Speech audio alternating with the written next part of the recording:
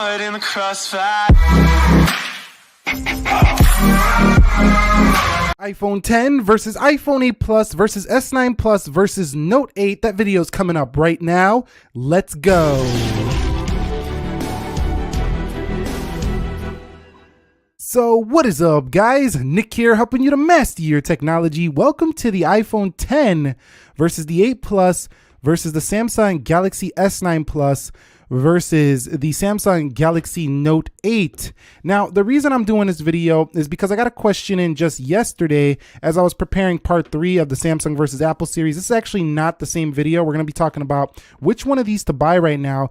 A question came in, said, I'm not going to reveal the person's name, but said, currently on an iPhone 6s and searching for a new phone, and I'm having a hard time deciding between the S9 and the iPhone 8. The iPhone 10 is out of my price range. Can you please help me, give me some advice? So that's where this video spawned, and these are the top offerings from both Apple and Samsung. And instead of me mentioning specs, I'm not going to do that. I have reviews on all of these and videos upon all of these, including the red iPhone 8 Plus, including the Note 8. There's camera stuff. I've done a bunch of comparisons. I will leave a lot of those videos linked in the description if you're looking for more content. But in this one, I'm going to talk about who should buy each one of these phones. Let's get into the first one. Okay, so before we begin with the first phone, the iPhone 10, who should buy this device? I'm going to say that this video is going to be subjective experience. It's based on my use case with all of these and what I've observed and the applications that are best suited for these devices. So first, before we go on more with the 10, remember this iPhone 10 is going to be updated just 2 months from now. So yes, it's going to have a similar design with a similar camera look, maybe a similar hump, maybe a slightly decreased notch, but overall the design philosophy is going to stay the same here for the iPhone 10. So if you're planning on buying one of these, you're going to be investing $1,000 just to have your phone updated in just a month and a half or so here. But some people are like, Nick, I don't care. I'm here to buy an iPhone 10. I need to know, is it worth it over these phones or not? And here we go. Well, the iPhone 10, first of all, if you're into, tech and phones, if you want to change for a long time, you should buy the iPhone 10, especially if you're an iOS user. If you've been looking for change from the Apple side, this definitely represents change. It feels like the future of iOS. And even though it's like 8 or 9 months old already, it still feels very fresh, very modern. It's a very fashionable phone. So if you're into fashion, you're the person who, likes to wear, all the nicest clothes, and you like fashionable items, and you wear you got the Apple Watch going, the iPhone 10 will fit in just perfect with that. Do you want a phone that basically fits in with the crowd? The iPhone 10, everybody knows what it is. It's instantly recognizable. But other than that, you should also buy the iPhone 10 if you want the most powerful iPhone in terms of, just sheer processing performance and, having the best camera on a device. This is definitely the most power you're going to get on an iPhone currently. That's pretty obvious. But of those things, if you find yourself in any one of those things I just said, you should definitely buy the iPhone 10. And one last thing I want to mention, if you're a person who's been really going after maybe trying to find the best fit in your hand, I think the iPhone 10 should be in the running for one of the best fits in the hand with the biggest screen. This thing is comfortable in the hand and has a really large screen for its size. So that's the iPhone 10. If you fell into any of those, little statements I just made, that's what I've experienced, and that's who I think should buy the iPhone 10. Seriously, if you fall into those, you're gonna love the iPhone 10. Next up is the iPhone 8 Plus. Now, this one's not too hard to recommend to these type of people. So if you want that standard traditional 16:9, that iPad mini kind of feel in your hand, that's the iPhone 8 Plus. You're going to love this thing. Now, the iPhone 8 Plus, in my experience, the iPhone 10 have been virtually identical in terms of their processing performance, their cameras, and just the phones themselves. It's basically holding just a different design in your hand. If you're a person who really was like, I don't like the Touch ID, over time I've noticed that I really like having that classic Touch ID. And if you're the person who wants the classic Touch ID, you're going to want the iPhone 8 Plus here. If you have a 6 Plus, a 7 Plus, or maybe even a 6S Plus, and you're looking for just a little bit more out of your phone, you want to be up to date, but you don't want to go to these new narrow skinny phones, the iPhone 8 Plus is going to be for you.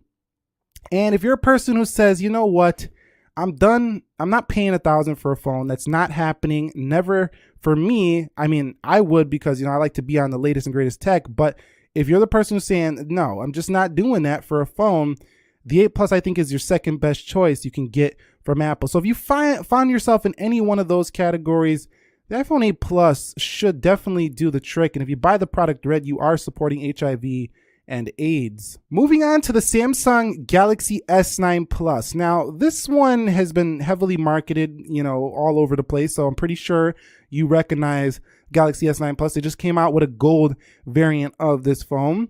If you're looking for one of the best Android experiences you can get with basically iPhone status hardware and all that, you're gonna love the Galaxy S9 Plus. Are you a person who's looking to have the most features you can get in a smartphone? The Galaxy S9 Plus is definitely gonna be the one for you, because this phone not only gives you beautiful hardware, it gives you a software set that gives you so many features that you're going to be finding things later on in your use case. Now, one of the arguments against Samsung's Galaxy S9 is going to be your software updates, but this phone's been getting some, pretty quick security updates. It should get a few major ones as well. So it's going to last pretty long into the future. Of course, it's not going to go the 5-6 years you're going to get an iPhone. But again, like I've said in my prior videos, these phones are not going to probably run as quick as they do today in 5 years. So more than likely something else is going to come along that you're might want to upgrade to. So the Galaxy S9 just offers so much in one package that if you're looking for a phone with the most feature set in one device, but you don't need an S Pen, the S9 is the phone for you. If you want a fashionable Android phone, I would say that the S9 is definitely up there. They got the lilac, they got the gold, they got the blue color, the black, not so much. But these popping colors, they got lilac this year. They're really shiny and they're fashionable colors, at least if you're going to be on the Android side. Are you a person who's just tired of the Apple experience? You're done with this. You've had enough. It's fun.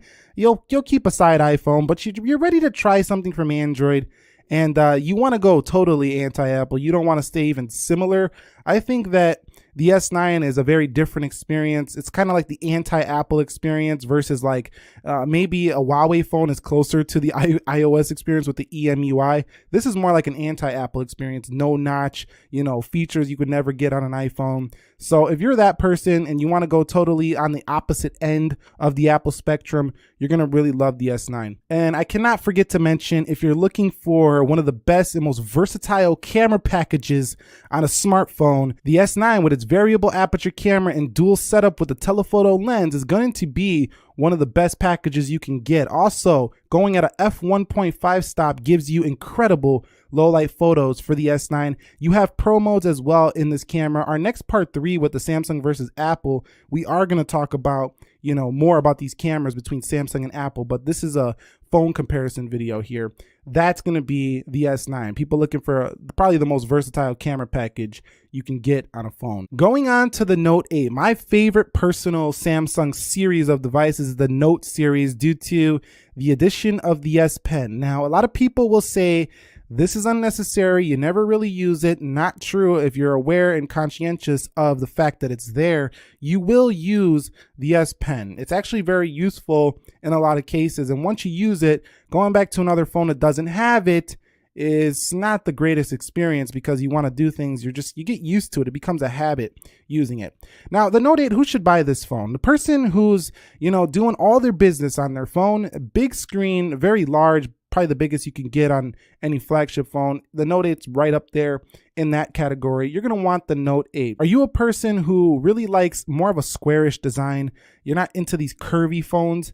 You're going to like the Note 8. And some people do prefer the squarish design. I mean, Sony does that with their phones. The Note 8's more of a squarish designed phone. Do you want one of the most beautiful displays that a smartphone can offer, and the one that's really going to showcase that with its popping colors?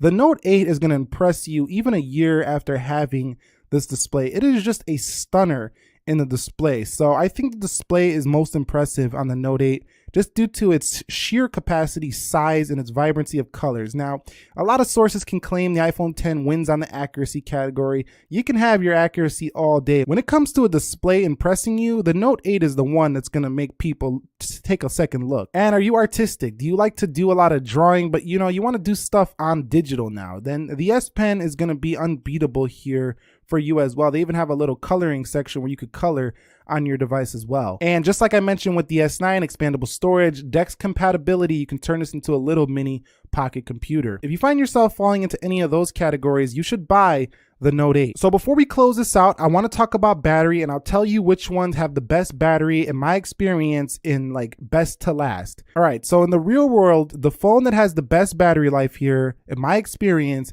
is the iPhone 8 Plus. So if you're looking for the best battery life, I got to mention this in any phone comparison basically that I make.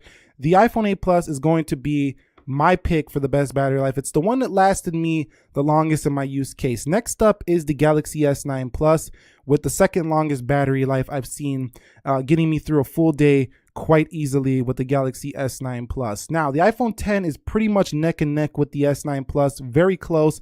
I mean, it's within half an hour or so in minutes. So S9 Plus and iPhone 10 are very close in my experience. So both very good battery life phones as well, but it goes 1, 2, 3, and the Note 8, unfortunately, is the worst of the bunch here in my experience with the battery life, but not bad. It still gets you through most of the day. The fast charging capabilities on the Galaxy series is much better for me than the iPhone series. But other than that, that is iPhone 10 versus iPhone 8 versus Galaxy S9 Plus versus Note 8. The best offerings you can get right now. This is my experience. This is who I think should buy each one of these phones. So I hope that answers your question. The person who commented that, you know, should I get the iPhone 8 Plus or the S9 Plus? I hope that you seen an area in this video that really, you know, hit the spot for you and made you decide I'm getting an 8 Plus or I'm getting an S9 Plus. But I thought we'd throw in the other two top offerings from Apple and Samsung. So part 3 to the Samsung versus Apple series will be coming later next week. We have T-storms in Chicago right now. We're doing a camera section, so I'm gonna wait till we get a little nicer of a day here and go get some more photo samples with these devices. This is the P20 Pro, if you were wondering. Anyway, if you found this video helpful, enjoyable, entertaining, informing in any way, shape, or form, do me a favor, click that like button for me. And if you're new here, consider subscribing for more. Nick here, helping you to master your technology. Be sure to be well. Thank you very much for watching, and peace. In the crossfire.